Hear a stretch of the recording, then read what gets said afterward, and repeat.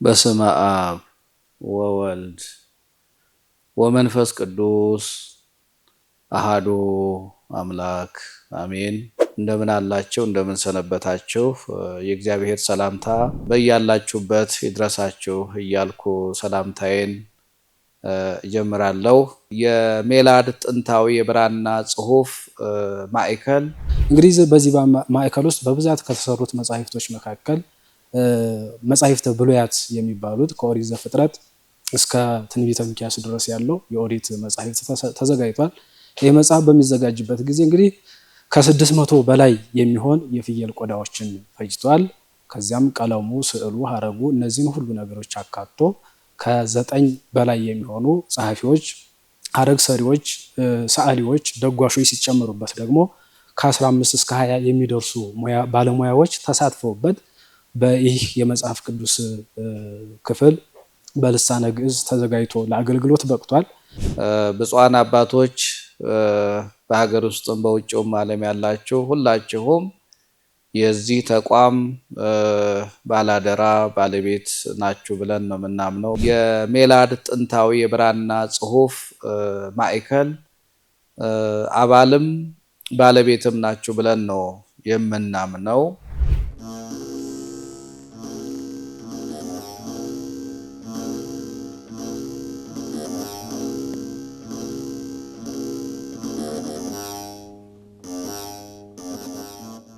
እንግዲህ ዛሬ በሜላድ ጥንታዊ የብራና ዝግጅት ማዕከል ውስጥ እንገኛለን። በዚህ ማዕከል ውስጥ የተሰሩ ከፍየል ቆዳ የተሰሩ የብራና መጻሕፍቶች እንመለከታለን።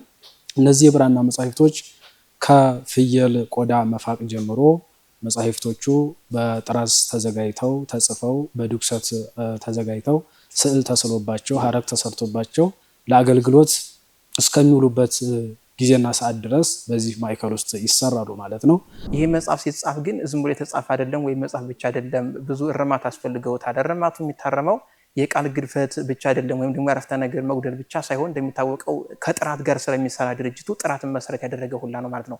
ለምሳሌ የብሉይ ኪዳን የአዲስ ኪዳን መምህራን አሉ። እነሱ ተመካክረው ነው የሚያርሙት ማለት ነው። እርማቱንም ያው መጀመሪያ ዘሩ ይታረማል። ዘሩ ከታረመ ወደ ጸሐፊው ደግሞ የጻፈው ዙሩ ይታረማል ማለት ነው። እሱ የሚታረም አረፍተ ነገሩ ብቻ አይደለም። ቅድም እንደነገርኳችሁ ፊደሉ አለ፣ መስመሩ፣ አሰማመሩ አለ፣ ብራናው ምን አይነት ነው፣ ተጣጣሚ የሚለው ነገር ሁሉ ታይቷል ማለት ነው። ስለዚህ በዚህ አይነት መልኩ ነው ተጠናቆ ያለቀ። ያው እንግዲህ ይሄ ሲፈጅ ምንድነው በዚህ አይነት ጥንቃቄ ውስጥ ሆኖ አሁን በዚህ አይነት መልኩ ቀርቧል ማለት ነው። ልክ ትልቅ መጽሐፍቶች ካሁን ቀደም በኢትዮጵያ ቤተክርስቲያናትና ገዳማትም እንደውም አልፎ ደግሞ በውጭው ዓለም ሁሉ ተልከዋል ማለት ነው። አሁንም ደግሞ ከዚህ በላይ ለመስራት ያው እኛ ፈቃደኛ ነን ማለት ነው። ተቋሙን ማየት መጎብኘት፣ ስለ ተቋሙ ዓላማ መረዳት ቢቻል ትልቁ ተቋሙ የተመሰረተበት የቤተ ክርስቲያናችን ትልቁ ሀብት ቅርሷ ሀገራችንን የሚያስጠራው ብዙ ሕሙማን የሚፈወሱበት አባቶቻችን በብዙ ተጋድሎ በሱባኤ ከእግዚአብሔር በተሰጣቸው ጸጋ ጽፈው ታሪክን አቆይተውልናል። ዛሬ ላይ ደግሞ እግዚአብሔር የገለጸልን እግዚአብሔር ያደለን ሰዎች አክብረነው ይዘነዋል። ይህ ዘርፍ አድጎ ነገ ትልቅ ደረጃ ላይ ደርሶ ማየት የሜላድ ትልቁ ህልማችን በመሆኑ እንግዲህ ብዙ መምህራኖች ብዙ አባቶች ስለዚህ ተቋም ገልጸውታል። ደጋግሜ የማሳስበው እኛ ብራና ጽፎ ማቅረብ ብቻ ሳይሆን የመጀመሪያው ትውልድ መቅረጽን ነው። ሁለተኛ ደግሞ በዚህ በብራና ውስጥ ያሉት ዘርፈ ብዙ ሙያዎች አንድ ብራና ጸሐፊ የመጀመሪያ ዕውቀቱ ብራና ለምን እንደሚጽፍ መገንዘብ፣ ማወቅ፣ መረዳት ያለበት ይመስለኛል። እንግዲህ ከዚህ በፊት የነበረው በልምድ የነበረውን በስልጠና የታገዘ ሙያ አድርገን ወደፊት በከፍተኛ የስልጠና ዘርፍ የስልጠና ደረጃ ስልጠና ያለው በቂ ግንዛቤ ያለው መንፈሳዊ ሕይወት ያለው እግዚአብሔርን የሚፈራ ብራና ጽፎ ገንዘብ ለማግኘት ብቻ ሳይሆን ብራና ጽፎ ለትውልድ ለማስተላለፍ ታሪክን ለተተኪ ትውልድ ለማሻገር የሚያስብ ዜጋ ለመፍጠር ነው ትልቁ ዓላማና ይሄንን በሰፊው በጋራ ሆነን የምንሰራበት እንዲሆን የሁላችንም የጋራ ጥረት ካልሆነ በስተቀር የአንድ ሰው ሐሳብና የአንድ ሰው ጥረት ብቻ ምንም ዋጋ ሊኖረው ስለማይችል ሁላችንም በጋራ ሆነን ልጆቻችን በተለይ ያገለገልናቸው የምንታዘዛቸው ልጆቻችን በመላው ዓለም ያላቸው አደራ ይህ ተቋም ምን እየሰራ በብዛት ማዕከሉን ያያቸው ትረዳላቸው ምን ያህል ዋጋ እየከፈለን እንደሆነ ምን ያህል እየደከምንበት እንደሆነ እንግዲህ በዚህ ዘመን በሀገራችን ውስጥ በዚህ ያህል ደረጃ ወጣቱን በስነ ምግባር አንጾ ስልጠና ሰጥቶ ለ6 ወር ያህል ስልጠና ሰጥቶ በቂ ግንዛቤ እንዲኖራቸው ዕውቀት እንዲኖራቸው ስለ ብራና ብዙ በቂ ግንዛቤ እንዲኖራቸው አድርገን ወደ ስራ ዘርፍ እያሰማራን ያለ ሰፊ ዓላማ ያለው ተቋም ስለሆነ ከኔ በላይ እግዚአብሔር ፈቃዱ ሆኖ ለዚህ የተቀደሰ ዓላማ ያዘጋጃቸው የመንፈስ ቅዱስ ልጆቻችን እግዚአብሔር እነሱን አነሳስቶ እኛንም ወደዚህ ሐሳብ ውስጥ እንድንገባ አድርጎ ያስጀመረን አምላክ ደግሞ ፍጻሜውን እንዲያሳምርልን የሁላችሁም ጸሎትና እገዛ ያስፈልገናል። ስለዚህ ይህ ተቋም እየሰራ ያለው ትልቁ ትውልድን የመቅረጽ ይሄን ዘርፍ ለማሳደግ ዕውቀት በብራና ላይ ያለው ግንዛቤ ሰፊ እንዲሆን ያሉት የብራና ጸሐፊያን በየጊዜው እየበዙ አብያተ ክርስቲያናት ገዳማት በብራና መገልገል እንዲችሉ ልጆቻችን በመላው ዓለም ያላችሁ በሀገር ውስጥም በውጭውም ዓለም ያላችሁ ይህንን ሚዲያ የናንተ እንደሆነ አውቃችሁ ተገንዝባችሁ አደራ እኛ እናልፋለን ታሪክ ይቀጥላል ለክብር ለዝና እንዳልሆነ ብዙ ጊዜ ደጋግመን ተናግረነዋል።